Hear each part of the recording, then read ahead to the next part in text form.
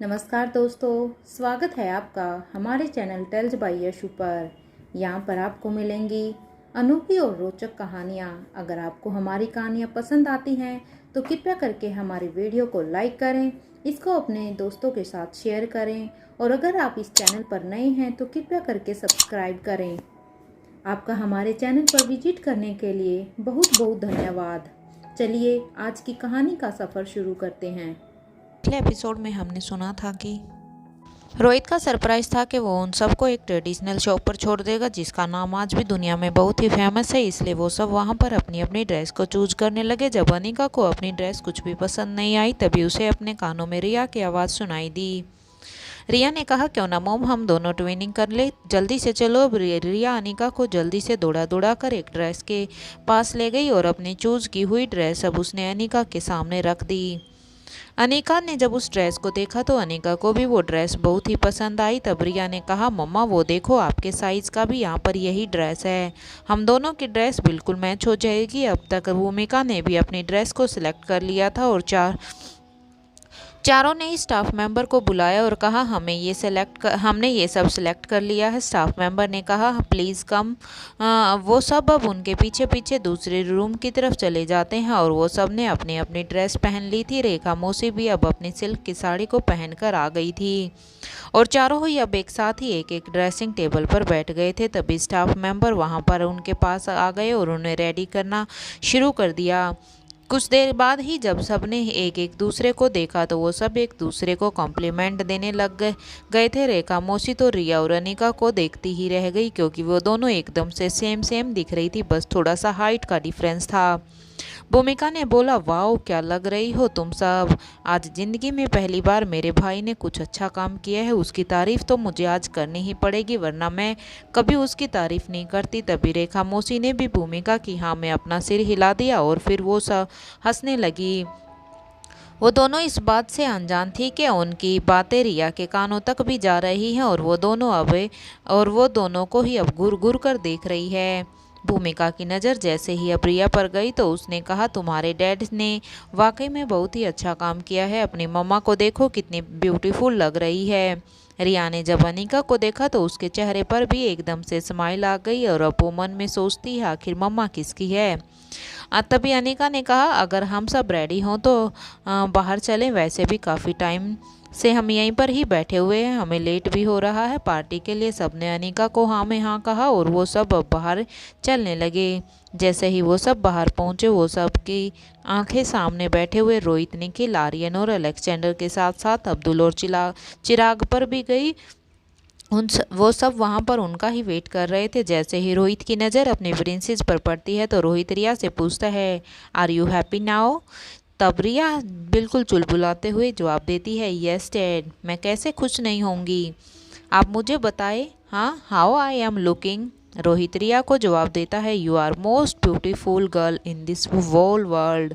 रिया की ये बात सुनकर रिया ने अपने डैड से कहा, आपको कुछ चाहिए मुझसे? तभी रिया इस क्वेश्चन से वहाँ सभी के चेहरे पर स्माइल आ जाती है। यहाँ रेखा मौसी ने अनिका से कहा, लगता है अपनी बेटी के आगे मिस्टर मारवा तो अनिका तुम्हें देखना ही भूल गए हैं, उन्होंने एक नज़र तो तुमको देखकर तो कॉम्प्लीमेंट भी नहीं दिया। तभी अनिका ने रेखा मौसी से कहा, इसमें क्या गलत बात है मौसी, वो पहले एक बाप बने हैं फिर मेरे पति बने हैं।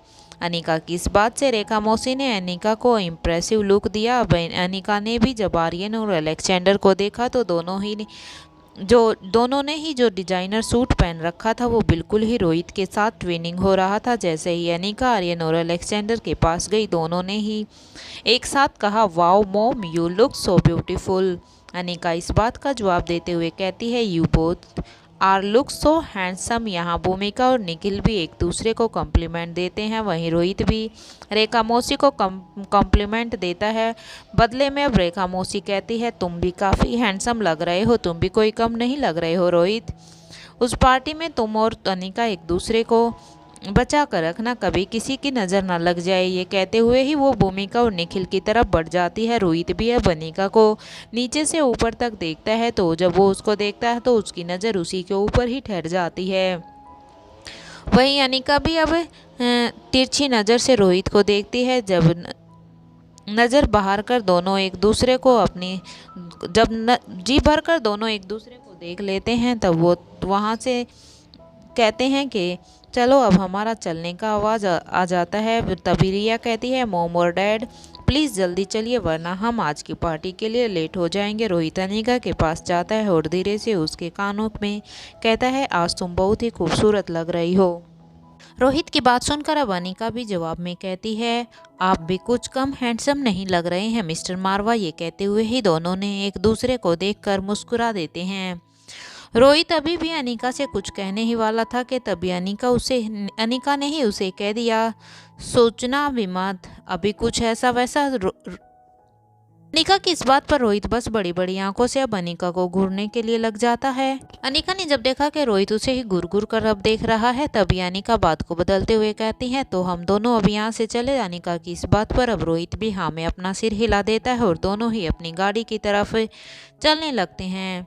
रोहित ने अपने पॉकेट से अपना फ़ोन निकाला और एक नंबर को डायल कर दिया। तभी दूसरी तरफ से आवाज़ आई, बॉस क्या अब हम निकल सकते हैं? तभी रोहित ने भी हाँ में जवाब दिया। अब तक रोहित और अनिका दोनों ही अपनी अपनी गाड़ी में बैठ गए थे। सारी ही गाड़ियाँ अब राजमहल की तरफ रवाना हो गई थी। अनिका ने रोहित से पूछा, वैसे तो तुमने सारी ही गिफ्ट भिजवा दिए हैं, पर वो सब तो रिया की तरफ से थे। क्या तुम्हें तुम्हारी तरफ से भी कोई गिफ्ट सोचा है? रोहित ने अपना सिर हाँ में हिला दिया। अनिका ने रोहित को थैंक यू कहा। रोहित हैरान होकर अनिका को देखने लग जाता है। अनिका ने अब अपनी बात को आगे बढ़ाते हुए कहा, थैंक यू मिस्टर मारवा। जब मैं आपसे कह रही थी कि मुझे गुलेरिया हाउस नहीं जाना है, तो मेरी बात ना मानने के लिए आपको पता है, पिछला एक हफ्ता मेरे लिए सच में बहुत ही खूबसूरत रहा है। जहाँ तक मैं अपने आप को जानती हूँ, मुझे ज़्यादा पार्टियाँ वगैरह पसंद नहीं है, लेकिन अपनों के साथ मैंने है ना पिछले हफ्ते बहुत ही इंजॉयमेंट किया। मैंने हर एक पल को जिया है और आज तक अपनी बेटी के चेहरे पर जब अपनी बेटी के चेहरे पर स्माइल देखी ना, तो ऐसा लगा कि मैंने सब कुछ जीत लिया हो। अनिका की ये सारी बातें सुनकर अब रोहित ने अनिका को अपने गले से लगा लिया और कहता है, तुम नहीं जानती आज मैं कितना खुश हूँ तुम्हें ऐसे देखकर। मैं जानता हूँ अनिका कि तुम एक डॉक्टर हो, तुम्हें अपने इमोशंस पर कंट्रोल करना बहुत ही अच्छे से आता है, लेकिन तुम नहीं जानती कि जब तक अपने अपनों के सामने अपने इमोशंस को दिखाती हो तो उन्हें कैसा लगता है। अनिका ने कहा, एक इमोशनल वीक इंसान अपनों को प्रोटेक्ट नहीं कर सकता है मिस्टर मारवा। तब रोहित भी अनिका की इन बातों से कुछ हद तक एग्री करता है और कहता है, तुम ठीक कह रही हो कि एक इमोशनल वीक इंसान अपने अपनों को प्रोटेक्ट नहीं कर पाता, क्योंकि उसके दुश्मन उसे उसकी फैमिली पर अटैक करके कैसे ना कैसे उसे इमोशनल करते रहेंगे और उसे ब्लैकमेल भी करते रहेंगे। लेकिन फिर रोहित ने अनिका से कहा, तुम्हें जो ठीक लगे तुम वो करो। तुम्हें अगर अपने इमोशंस को अपने तक ही रखना है अनिका, तो वो तुम्हारी मर्जी है, और अगर तुम शेयर करना चाहती हो तो वो भी तुम्हारी मर्जी है। यहाँ तक तुम भी जानती हो कि मैंने कभी भी तुम्हें किसी भी चीज़ के लिए फोर्स नहीं किया और आगे भी नहीं करूँगा। तुम अपनी लाइफ अपने हिसाब से जियो। अनिका और रोहित बात कर ही रहे थे कि तभी उनकी गाड़ी अचानक से रुक गई। जब दोनों ने सामने देखा तो वो दोनों राजमहल में पहुँच गए थे। अनिका ने तभी रोहित से कहा, अभी कुछ और भी है जो मुझे आपसे कहना है मिस्टर मारवा। रोहित ने उससे कहा, मैं तो तुम्हारे साथ ही हूँ, जितनी मर्जी उतनी बातें कर लेना। बाहर उतरते ही रोहित ने अनिका की तरफ का दरवाज़ा खोला और अपना हाथ आगे बढ़ा दिया। अनिका ने भी अपने हाथ रोहित के हाथों में दे दिया। अनिका अब रोहित के हाथ में अपना हाथ देकर अब गाड़ी से नीचे उतरी। जैसे ही अनिका की नज़र राजमहल पर पड़ी, अनिका ने रोहित से कहा, कितना खूबसूरत सजाया गया है राजमहल को, और वो प्रिंसेस लतिका की पसंद का। पूरे ही राजमहल को प्रिंसेस लतिका की पसंद के फ्लावर से सजाया गया था। इधर आर्यन, रिया और अलेक्जेंडर और रेखा मौसी भी अभी नीचे उतर गए थे अपनी गाड़ियों से। चिराग और अब्दुल भी अपनी गाड़ी से बाहर आ गए थे। इधर निखिल ने भी भूमिका के आगे अपना हाथ बढ़ा दिया। भूमिका भी अब निखिल के हाथों में अपना हाथ दे देती है और वो भी अब बाहर आ गई थी। भूमिका, अनिका और रिया ने ग्राउंड कैरी किया हुआ था, इसलिए तीनों ने ही अपने दोनों हाथों से गिफ्ट बॉक्स लिया हुआ था। तो चिराग और अब्दुल ने भी कुछ गिफ्ट बॉक्स लिए हुए थे। आर्यन और अलेक्जेंडर ने भी एक गिफ्ट बॉक्स को लिया हुआ था। तो वहीं रेखा मौसी ने भी गाड़ी से कुछ गिफ्ट बॉक्स को निकाला और रोहित से कहा, मिस्टर मारवा मेरी कुछ मदद करेंगे? तभी रोहित ने भी हाँ में अपना सिर हिलाया और रेखा मौसी की कुछ गिफ्ट बॉक्स को रोहित ने पकड़ लिया था तो वो खुद लेकर चल रही थी। जैसे ही वो सब एंट्रेंस पर पहुंचते हैं तो उनके स्वागत के लिए हेड सर्वेंट खड़े थे जो उनके ऊपर फूलों की बारिश कर रहे थे। एंट्रेंस से लेकर महल तक के गेट तक मानो पूरा ही कारपेट वहां पर फूलों का बिछाया गया था और अब तक तो उन कारपेट पर इतनी बार फूलों को डाला गया था कि ऐसा लग रहा था कि पूरा ही रास्ते में फूलों को बिछाया गया है। यहाँ पर पूरे ही रास्ते को फूलों से बिछाकर बनाया गया है। जैसे ही वो सब आगे बढ़ने लगे उनकी नज़र राजमहल के गार्डन पर पड़ी जहाँ पर इंटरटेनमेंट प्रोग्राम चल रहा था। अब तक काफ़ी लोग वहाँ पर पहुँच चुके थे। लंदन के प्रेसिडेंट भी यहीं पर आए हुए थे। फ्रांस के सारे ही वीआईपी पर्सन, क्वीन अलीशा के जानने वाले, अब तक रोहित और उसकी पूरी फैमिली। जैसे ही राजमहल के डोर के सामने आई तो सबने देखा कि क्वीन अलीशा वहां पर बने अपने रॉयल चेयर पर बैठी थी। जैसे ही क्वीन अलीशा की नज़र सामने से आते हुए किंग और उसकी फैमिली पर पड़ती है तो उन्होंने अपने एक सर्वेंट को आरती की थाली लाने के लिए कहा और खुद वहां सबका वेलकम करने के लिए वहां गई और कुछ ही देर में हेड सर्वेंट आरती की थाली को लेकर आ गई थी। इससे पहले कि क्वीन अलीशा सबकी आरती करना शुरू करती, बड़ी रानी ने क्वीन अलीशा से आरती की थाली ले ली और क्वीन अलीशा से कहा, आप जाइए, हम हैं यहाँ पर सबका स्वागत करने के लिए। बड़ी रानी मन ही मन में ये जानती थी कि क्वीन अलीशा का किंग पर कितना बड़ा क्रश था। इनफैक्ट बड़ी रानी को भी रोहित मारवा क्वीन अलीशा के लिए पसंद था, लेकिन रॉयल फैमिली के प्रेशर की वजह से बड़ी रानी ने कभी रोहित से भी बात नहीं की। अब तो ये बात बहुत ही पुरानी बात थी। अपने ही ख्यालों से बाहर आते हुए बड़ी रानी ने सबकी आरती उतारी और इंडियन ट्रेडिशंस को फॉलो करते हुए ही उनका स्वागत किया। जैसे ही अनिका महल के अंदर आई उसने सबसे पहले कैलाश अधिकारी को कांटेक्ट किया और उसे एक मैसेज भेज दिया कि वो कहाँ पर है। जब कैलाश अधिकारी ने उस मैसेज को देखा तो बदले में कैलाश अधिकारी ने कहा, हमारी नज़र उसी बिल्डिंग पर है, डोंट वरी, हमारी नज़र उसी तरफ है। ये मैसेज देखकर अनिका को कुछ अजीब लगा, लेकिन इसलिए अनिका ने रोहित से कहा, मुझे यहाँ पर वॉशरूम यूज़ करना है। ये कहते हुए ही अनिका राजमहल के फर्स्ट फ्लोर पर चली जाती है और फर्स्ट फ्लोर के एक रूम में जाकर वो कैलाश अधिकारी को मैसेज करती है कि इस रूम में आ जाओ और मैंने जो तुमसे मांगा था उसे भी लेकर आना, क्योंकि अनिका ने यहाँ पर कैलाश अधिकारी से कुछ मंगाया था। बदले में कैलाश अधिकारी सिर्फ थम्स अप का मैसेज अनिका को सेंड कर देता है। कैलाश अधिकारी ही राजमहल की सिक्योरिटी को संभाल रहे थे, इसलिए उनको पूरे राजमहल में आने जाने की इजाज़त थी। कैलाश अधिकारी बिना किसी की आंखों में आए हुए राजमहल के फर्स्ट फ्लोर पर चले गए थे और वहां से सीधे ही अब वो अनिका के रूम में चले गए। अनिका ने जैसे ही कैलाश अधिकारी को देखा तो अनिका ने कहा, अंकल, मैंने जो आपसे कहा था वो कहाँ है। कैलाश अधिकारी ने अब एक बैग लिया हुआ था और कहा, तुम्हारे काम की चीज़ यही है। अनिका अब सीधे ही बाथरूम में गई और जल्दी से उसे चेंज किया। अनिका ने अपना ब्लैक कैट का आउटफिट पहना हुआ था, इसलिए उसने बाथरूम की खिड़की से छलांग लगा दी। जैसे ही अनिका नीचे पहुंच गई थी, अपने हाथ में लिए हुए तब की मदद से उसने राजमहल के कैमरे को हैक कर लिया था और फिर पीछे की दीवार की तरफ वो चली गई थी। अनिका ने देखा कि पहले इसकी बाउंड्री को एक खास तरीके से टेक्नोलॉजी से सिक्योर किया गया था, जो बिना पासवर्ड डाले अगर कोई भी दीवार को पार करने की कोशिश करेगा, दीवार में लगी हुई मशीन गन अपने आप ही फायर पोजीशन में आ जाएगी और फिर लगातार फायरिंग होती रहेगी अनिका के लिए। लेकिन ये अच्छा मौका था कि अनिका ने कुछ ही देर में पासवर्ड को हैक कर लिया था और पासवर्ड टाइप करके दीवार से कूद कर चली गई थी और वो जल्दी ही अब कैलाश अधिकारी की बताई हुई लोकेशन पर भी पहुंच गई थी। जैसे ही अनिका उस बिल्डिंग के पास आई तो उसने देखा कि ये एक अंडर कंस्ट्रक्शन बिल्डिंग है, जहां से अनिका ने जब ध्यान से सुना तो वहां से उसे कुछ आवाज़ें भी सुनाई दे रही थी। जैसे ही अनिका उन आवाज़ों का पीछा करते हुए वहां गई तो उसने देखा कि कम से कम 10 शार्प शूटर यहाँ पर अपनी गन को रेडी करके खड़े हुए थे। वो किसी से फोन अपने वॉकी टॉकी पर बात भी कर रहे थे कि तब अनिका ने सभी को वहां पर रेडी देखा। अगर वो रोहित मारवा तो तुमसे बच गए तो तुम सब उसे जान से मार देना।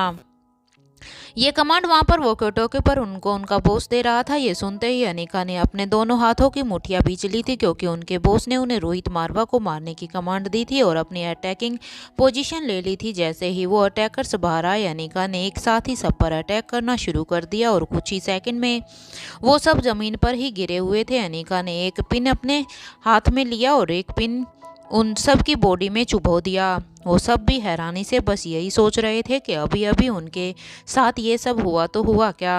अनिका की स्पीड इतनी तेज थी कि वो अटैकर कुछ समझ पाते इससे पहले ही अनिका अपना काम खत्म कर चुकी थी और ऊपर की तरफ अब वो जाने लगती। जैसे ही अनिका ऊपर पहुंचती है तो उसने देखा कि यहाँ पर कुछ के पास कुछ ऐसे पिन थे जिनमें कुछ ज़्यादा ही केमिकल लगा हुआ था। अनिका ने उन्हें उसमें से कुछ पिन को उठाया और अपनी पॉकेट से एक जिप लॉक पैकेट के बैग में रख लिया। अनिका यह देखकर हैरान थी कि इतनी सारी प्लानिंग सिर्फ रोहित को मारने के लिए ही की गई थी। अनिका को ऊपर से कुछ शोर आने की फिर से आवाज़ सुनाई दी। अनिका ने देखा कि ऊपर से कुछ लोग उसी की तरफ ही आ रहे हैं। अनिका भी अभी पूरी ही तैयार पोजीशन में थी। अनिका ने मन में ही सोच लिया था कि काफ़ी वक्त से मैंने कोई भी एक्सरसाइज नहीं की है इन लोगों को मारने की, अब करूँगी। क्योंकि जैसे ही वो सब अनिका की तरफ बढ़े तभी आराम से अनिका ने उन सब पर अटैक कर दिया। देखते ही देखते अनिका को पता भी नहीं चला कि उसने कुछ ही टाइम में 100 से ज़्यादा आदमियों को वहीं पर मार गिराया था। अनिका को लेकिन अभी भी कुछ अजीब लग रहा था, इसलिए अब वो सीधा ही फर्स्ट फ्लोर पर चली गई, जहां उसने देखा कि कुछ लोगों ने गन को अटैकिंग पोजीशन पर ले रखा था। पर अनिका के लिए अच्छी बात यह थी कि ये गन यहाँ पर किसी सोल्जर्स ने नहीं, बल्कि ये एक ऑटोमेटिक फायर मोड पर सेट थी। इसलिए अनिका ने अपने अपने टैब को जो वो अपने साथ लेके गई हुई थी, क्योंकि उसी के द्वारा ही वो वहाँ की सिक्योरिटी और सब चीज़ों को हैक किए हुए थे, उसने उसे अपने हाथ में लिया और अब वो जल्दी जल्दी अपने हाथों को अपने टैब स्क्रीन पर चलाने लगी थी। अनिका के टैब स्क्रीन पर उसकी उंगलियां कुछ ज़्यादा ही स्पीड में चल रही थी और कुछ ही देर में अनिका ने उन गन को भी अपने हाथों में कंट्रोल कर लिया। अनिका ने जब वहाँ पर सारी ही बंदूकों को तो अपने ही कब्जे में कर लिया था, लेकिन तभी वहाँ पर अनिका को एक अजीब सी आवाज़ आई। ये आवाज़ जो अनिका के लिए आ रही थी वो वहाँ की दीवारों से हर तरफ से गूंज रही थी, जिसके कारण ये पता लगाना अनिका के लिए काफ़ी ही मुश्किल था कि आवाज़ अब किस तरफ से आ रही है। इसलिए अब अनिका वहाँ पर और भी ज़्यादा चौकन्ना हो जाती है, क्योंकि वो यहाँ पर रोहित को हर हाल में बचाना चाहती थी। क्योंकि यहाँ पर अनिका ने साफ साफ सुना था कि ये लोग यहाँ पर रोहित मारवा को निशाना बनाने के लिए रेडी बैठे हुए हैं। अब उसकी आवाज़ फिर से एक बार उन्हीं आवाज़ के कानों पर पड़ती है। अनिका अब फिर से उस आवाज़ को पहचानने की कोशिश करती है। फिर अनिका के लिए फिर से एक आवाज़ आती है, welcome Anika Guleria, the famous martial artist, जिसका मुकाबला इंडिया में तो क्या पूरे वर्ल्ड में ही शायद कोई कर सके, और साथ ही दुनिया की सबसे बेहतरीन डॉक्टर अनिका। ने जब अपने लिए ये सब वर्ड सुने तो अब वो एकदम से हैरान हो जाती हैं कि आखिर ये कौन है जो अनिका के बारे में इतना सब कुछ जानता है। अब वो फिर से इधर उधर से उस आवाज़ को ढूंढने की कोशिश करती है। वहाँ पर कोई भी ऐसा नहीं था, वहाँ पर सिर्फ एक आदमी है या फिर उससे भी अधिक, क्योंकि वो आवाज़ अनिका को अब सब तरह से ही गूंजती हुई दिखाई दे रही थी। इसलिए अनिका यहाँ पर ये निश्चित नहीं कर पा रही थी कि ये बोलने वाला एक आदमी है या अलग अलग लोगों द्वारा ये लाइन्स बोली जा रही हैं, या ये कोई रिकॉर्डेड लाइन है जो पहले से ही किसी ने रिकॉर्ड करके यहाँ की दीवारों में लगा दी है।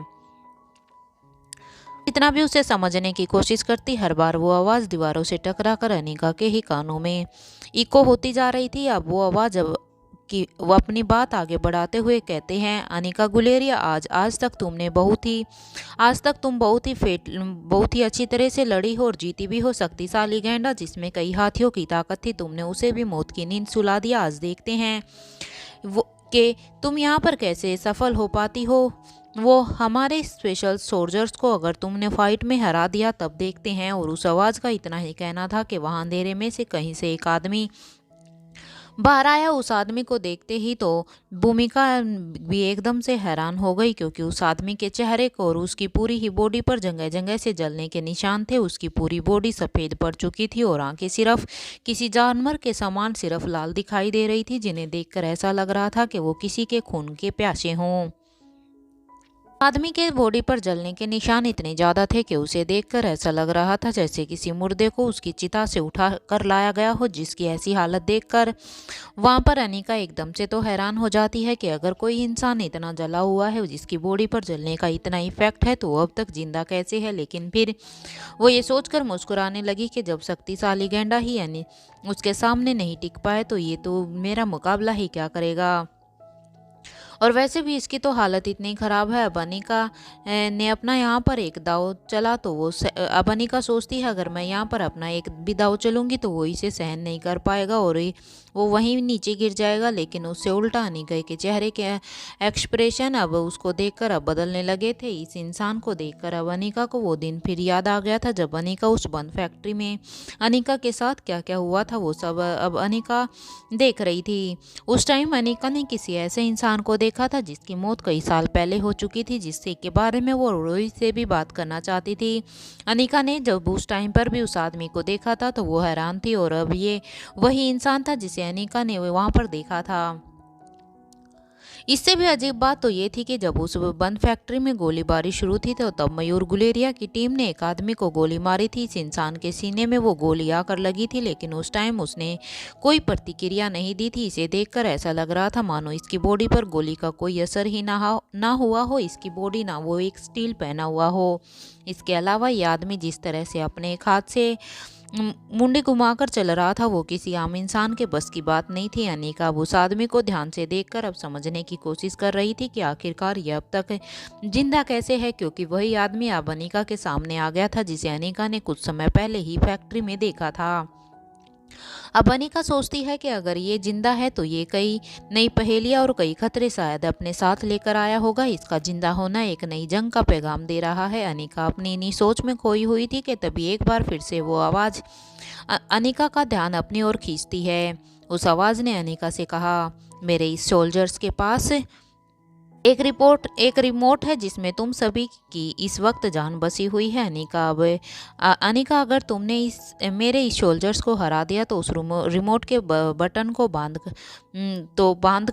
दिया तो तुम यहाँ से सब सही सलामत निकल जाओगे, नहीं तो आज यही तुम सब की खबर बनना लाजमी है। ये कहते ही अब वहाँ चारों तरफ से जहरीली गैसें फैलने लगती है। उस आवाज़ ने कहा 10 मिनट तक तुम सब सेफ हो, लेकिन 11वें मिनट में ये गैस इतनी अधिक मात्रा में फैलेगी कि यहाँ पर तुम सब की मौत होना पक्की है। ये कहते ही उस आवाज़ ने उस आदमी को अटैक करने को कहा।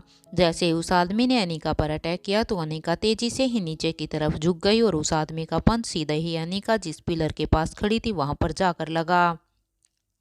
जैसे ही उस आदमी का पंच उस पिलर पर लगा तो उस पिलर में एक बड़ी सी दरार पड़ गई। ये देखकर अब वहाँ सभी के होश उड़ गए, क्योंकि इस पंच में इतनी ज़्यादा ताकत थी कि अगर ये पंच अनिका के सिर पर लगता तो अनिका को इससे भी ज़्यादा सीरियस इंजरी हो सकती थी या फिर अनिका की जान भी जा सकती थी। अनिका ने अब अपनी ही आंखों से उस आदमी की शक्ति को अच्छे से देख लिया था। अब अनिका को ज़्यादा टाइम नहीं लगता यह अनुमान लगाने में कि वो यहाँ पर इस आदमी से ताकत के साथ तो जीत नहीं सकती, इसलिए उसे यहाँ पर अपने दिमाग का ही इस्तेमाल करना पड़ेगा।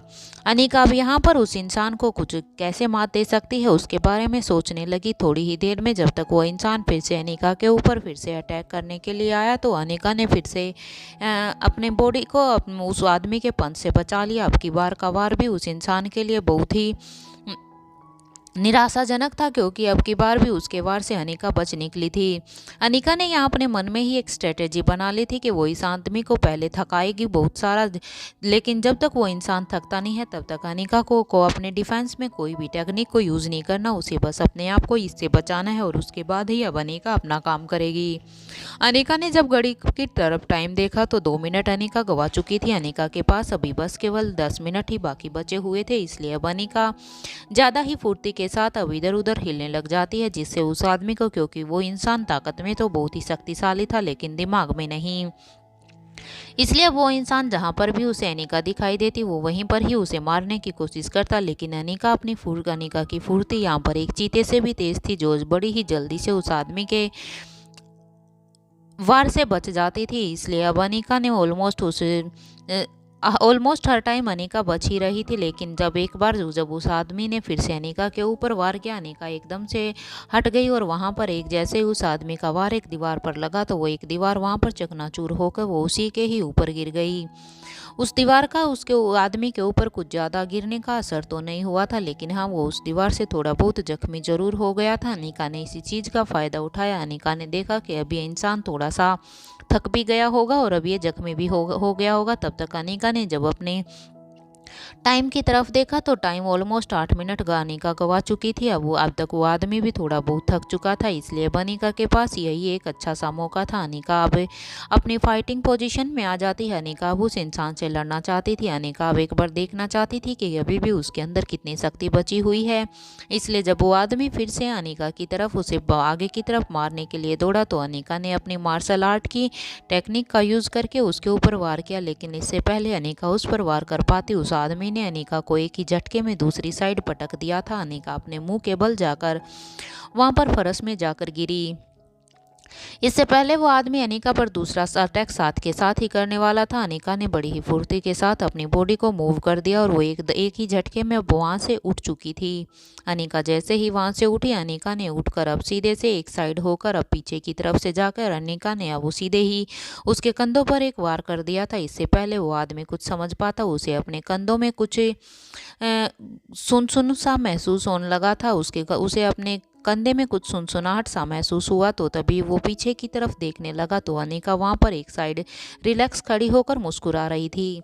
उस आदमी ने जब वो अनिका की तरफ बढ़ा कि इससे पहले वो अनिका पर वार कर पाता, तब तक वो आदमी वहाँ पर धराशायी हो चुका था। वो वहाँ पर एकदम से ही मूर्छित अवस्था में पड़ा हुआ था। अनिका ने जब उस आदमी को ऐसे पड़े हुए देखा तो अनिका समझ गई थी कि जो उसने वो ज़्यादा जहरीली सुइयों को यूज़ किया था, विषैली सुइयों के यूज़ करने से ही उस आदमी की बॉडी में वो जहर इतनी जल्दी से पहुंच गया कि अब वो इंसान अब उसमें हिलने डुलने की भी हिम्मत नहीं थी, क्योंकि यहाँ पर अब वो आदमी उन जहर की वजह से उसकी बॉडी पूरी तरह से पैरालाइज हो चुकी थी, इसलिए वो अपनी बॉडी को मूव करने में भी असफल हो रहा था। अनिका ने जब उस आदमी को इस पोजीशन में देखा तो अब अनिका जल्दी से ही अब उसकी बॉडी में से वो रिमोट निकालती है। वो रिमोट निकाल कर अब वो फिर से उन सारी जहरीली गैसों पर कंट्रोल कर लेती है। इसलिए अनिका यहाँ पर 10 मिनट का टाइम पूरा होने में अभी बस 30 सेकंड बचे थे, इसलिए अनिका उन 30 सेकंड में अब उन सारी ही गैसेस को कंट्रोल कर लेती है और अब उन सब को बंद कर देती है। इसलिए यहाँ पर अनिका ने अब इन गैसेज से तो अपनी पूरी ही फैमिली को, यहाँ तक कि पूरे ही राजमहल को भी बचा लिया था। जब अनिका ने उस आदमी को वहीं पर गिरा दिया था तब उसे फिर से एक वही वाली आवाज़ आती है और कहती है, वेल डन अनिका, सच में तुम्हारी काबिलियत का कोई भी जवाब नहीं। यहाँ पर तो तुमने अपनी फैमिली को बचा लिया है, लेकिन अब आगे की फाइटिंग के लिए भी तुम तैयार रहना। उसके बाद अब वो आवाज़ आनी फिर से बंद हो जाती है। अब अनिका ने थोड़ी ही देर पहले जिन गन्स का ऑटोमेटिक कंट्रोल अपने हाथों में लिया था, इसके बाद अब अनिका, क्योंकि अब वो आदमी भी वहाँ पर धराशायी हो चुका था, इसके बाद अनिका ने उन गन के डायरेक्शन को चेंज कर दिया और गन्स को उन आदमियों के लिए अटैकिंग पोजीशन में डाल दिया। इससे पहले वो आदमी कुछ समझ पाते या भाग पाते, गन ने फायरिंग शुरू कर दिया था और कुछ ही सेकंड में वो फ्लोर पर सारे ही आदमी मर चुके थे। ये सब हो जाने के बाद अब अनिका काफ़ी ही रिलैक्स हो गई थी, क्योंकि अनिका ने ऑलमोस्ट सोचा कि यहाँ पर उसकी आधी लड़ाई तो ख़त्म हो ही चुकी है। अगर अनिका चाहती तो सब पर सामने जाकर भी अटैक कर सकती थी, लेकिन उसे इस बिल्डिंग के ऊपर ड्रोन को लेकिन अनिका जब वहाँ पर ऊपर गई थी तब अनिका ने वहाँ पर एक ड्रोन को देख लिया था और उसे ये समझने में बिल्कुल भी देर नहीं लगी कि कोई और भी है जो उन सबको इंस्ट्रक्ट कर रहा है। और वैसे भी थोड़ी ही देर पहले जो भी एक इंसिडेंट हुआ कि जब उसे वो आवाज़ गूंजती हुई सुनाई दे रही थी, इसलिए अब अनिका समझ जाती है कि इन सबको इतनी जल्दी यहाँ पर मारना ठीक नहीं है। इसलिए अनिका ने अब यहाँ पर रोहित की सिक्योरिटी को पूरी तरह से ही इंश्योर कर लिया था कि अब वहाँ कोई भी नहीं है। इसलिए अब अनिका जल्दी से ही अब वहाँ से जाना चाहती थी, लेकिन उसके लिए चैलेंजेस था कि वो बिना इस ड्रोन की नज़र में आई यहाँ से जाएगी तो जाएगी कैसे। अनिका ने अंधेरे के सहारा लिया। अब अनिका का आउटफिट पूरा ही ब्लैक था और उसका मास्क भी ब्लैक था, इसलिए वो आराम से वहाँ से अब निकलकर राजमहल के पास आ गई थी और पासवर्ड डालकर सीधा ही वो राजमहल के अंदर आ गई। राजमहल के बने पाइप पर अब वो चढ़कर वो फिर से फर्स्ट फ्लोर तक आ गई थी और वो उस रूम की खिड़की से अंदर आ गई। जैसे ही वो अंदर आई तो वहाँ पर रोहित को देखकर अनिका एकदम से चौंक गई, क्योंकि इससे पहले अनिका उस रूम में आई उससे पहले ही वहाँ पर रोहित आ चुका था।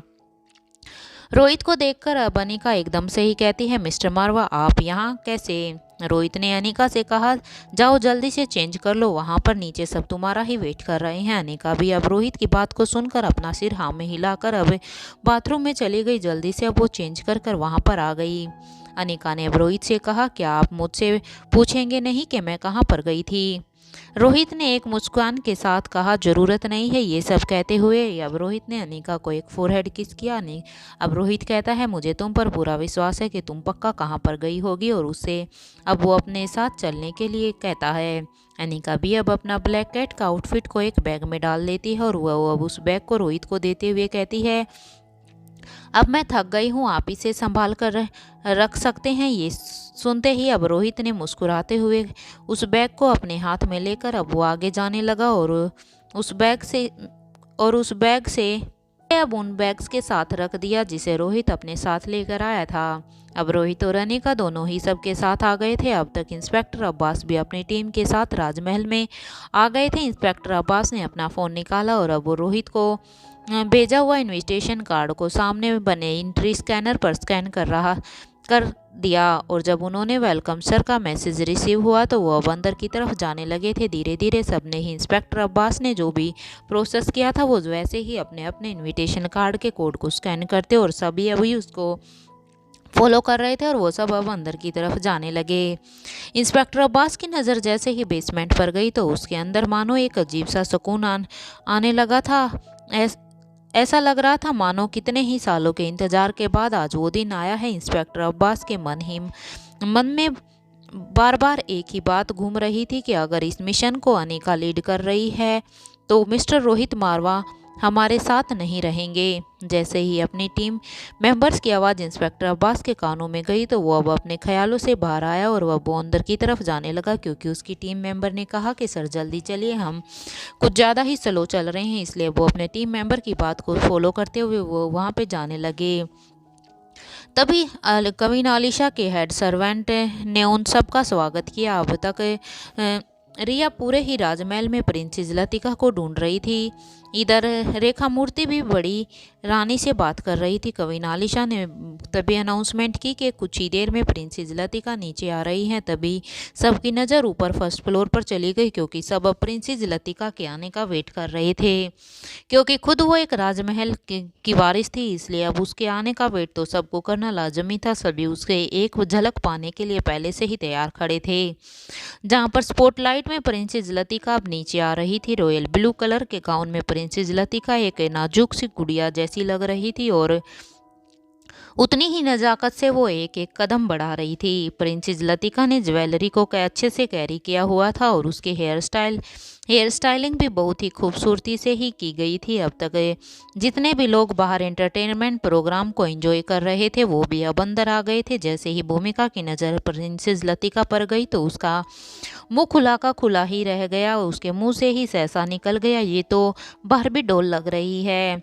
राजमहल में सभी लोग तालियों से प्रिंसेस लतिका का स्वागत कर रहे थे। प्रिंसेस लतिका की नज़र जैसे ही अपनी फ्रेंड रिया पर गई तो वो दोनों ने ही एक दूसरे को देखते हुए ही एक मुस्कान दी और प्रिंसेस लतिका और रिया दोनों अब एक दूसरे के सामने खड़ी थी।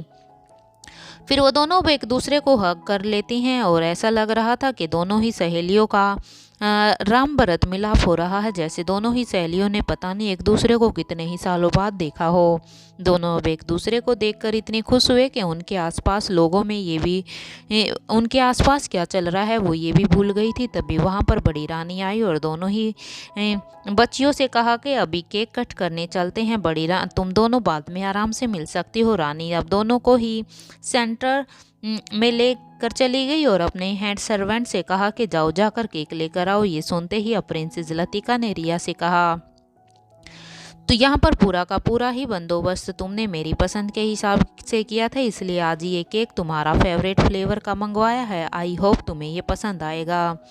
रिया ने कहा, अरे मैं तो तुम्हें बताना ही भूल गई, मैंने भी डैड से तुम्हारे लिए तुम्हारे ही फेवरेट फ्लेवर का केक अरेंज करवाया है। मुझे पता है वो केक रेडीमेड नहीं मिलता है, उसे स्पेशल ऑर्डर देकर ही पहले से ही बनवाया जाता है। मैंने मेरे डैड से कहा और उन्होंने एक मैजिक ट्रिक की तरह उस केक को अरेंज भी इतनी जल्दी करवा दिया था कि लतिका मैं तो खुद समझ भी नहीं पाई। ये कहते हुए ये रिया अपने डैड को देखती है। अब रोहित ने भी अपनी पॉकेट्स, जब रिया रोहित को देख रही थी तभी रोहित की भी नज़र रिया के ऊपर ही थी। जब रोहित समझ गया था कि यहाँ पर रिया अब उस केक के बारे में ही पूछ ली होगी, इसलिए अब रोहित जल्दी से अब अपना फ़ोन निकालते हुए अपने आदमी को कहा क्या वो आ चुका है। सामने से अब उसके आदमी की आवाज़ आई, यस बॉस जस्ट अभी आया है। तभी रोहित ने कहा उसे लेकर अंदर आ जाओ। थोड़ी ही देर में एक आदमी वहाँ पर केक लेकर आ गया था। केक देखकर तो रिया अब क्लैप करने लगी और कहने लगी जल्दी लाओ जल्दी जल्दी। प्रिंसेस लतिका भी अब हंसने लगी रिया की इतनी ज़्यादा एक्साइटमेंट को देखकर। कुछ ही देर में दोनों ही अब केक प्रिंसेस लतिका के सामने आ गए थे। ये सब देखकर तो अनिका और रोहित से ये सब देखकर अनिका ने रोहित से कहा कोई और विश बची है क्या अभी भी रिया की? तुम्हारी प्रिंसेस की विशेष कितनी ही ज़्यादा है, अगर अभी कोई और भी बची है तो उसको अभी भी पूरी कर दो। क्योंकि अनिका को अब तक यही लगा था कि रिया ने जो भी गिफ्ट्स वहाँ पर पहले से ही भेजे हैं बस वही लिस्ट होगी रिया की। लेकिन यहाँ पर अभी ये केक भी आ गया। अनिका ने इसके बारे में तो ना देखा था, ना सुना था और ना ही सोचा था। अनिका की ये बात सुनकर अब रोहित अनिका को एक स्माइल देता है। अब ये प्रिंसेस लतिका ने केक कट करना शुरू किया तो सभी ने तालियों के साथ प्रिंसेस लतिका को बर्थडे विशेष दी। प्रिंसेस लतिका ने भी सबको थैंक यू कहा और केक का एक पीस सबसे पहले अब उसने काट कर रिया को ही खिलाया क्योंकि रिया उसकी बेस्ट फ्रेंड थी। प्रिंसेस लतिका ने अब तक दोनों ही केक को कट कर दिया था। केक कट होने के बाद सब एक एक करके प्रिंसेस लतिका को गिफ्ट देने लगे। सबसे पहले रेखा मूर्ति ने गिफ्ट देकर प्रिंसेस लतिका को लंबी उम्र की शुभकामनाएं दी। उसके बाद अब रोहित और अनिका ने भी प्रिंसेस लतिका को गिफ्ट्स दिए। उनके साथ आर्यन और अलेक्जेंडर ने भी प्रिंसेस लतिका को गिफ्ट दिए। इसी तरह से एक एक करके सारे ही गेस्ट ने लतिका को गिफ्ट के साथ साथ सबने उसे ढेर सारे आशीर्वाद और शुभकामनाएं भी दी। सबकी ब्लेसिंग्स लेने के बाद अब प्रिंसेस लतिका और रिया दोनों ने ही अब एक दूसरे को हक करके एक दूसरे के साथ बाहर चली गई। अंदर राजमहल में कवीन आलिशा ने अपने हेड सर्वेंट को दोनों केक को अंदर ले जाने के लिए कहा और वो सारे ही गेस्ट को पार्टी एंजॉय करने के लिए कहा और वो खुद गेस्ट को अटेंड करने के लिए चली गई। वहाँ लंदन प्रेसिडेंट भी आए हुए थे, इसलिए कवीन आलिशा ने कहा हम आपको किसी से मिलवाते हैं। ये कहते हुए ही कवीन आलिशा प्रेसिडेंट को रोहित के पास ले गई। कवीन आलिशा अच्छी तरह से जानती थी कि किंग को ये पसंद नहीं है कि कोई उन्हें पब्लिकली किंग बुलाए, इसलिए कवीन आलिशा ने प्रेसिडेंट से कहा ये इंडिया का नंबर 1 बिजनेसमैन मिस्टर रोहित मारवा है और यहाँ पर बर्थडे पार्टी अटेंड करने के साथ साथ हमारे लिए कुछ बिजनेस प्रपोजल भी लेकर आए हैं। प्रेसिडेंट हम चाहते हैं कि मिस्टर रोहित मारवा की टीम के साथ हमारी बिजनेस मीटिंग हो, आप वहाँ पर हमारे साथ हों। I hope